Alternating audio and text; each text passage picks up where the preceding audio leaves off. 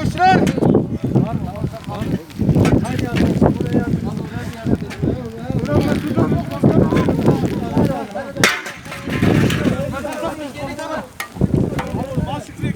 Kenara çekil hadi. Sakin biraz. Hadi yavrum.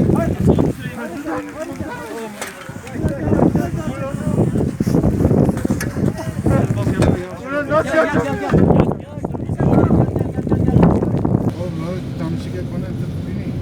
Kaçta ben parayı ben de görmeyeceğim böyle.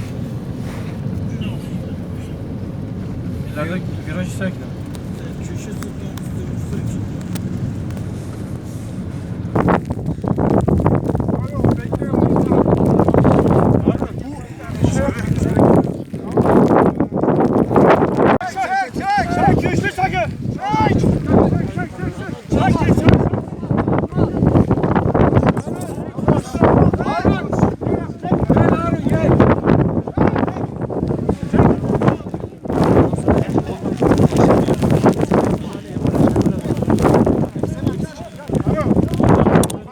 Ya,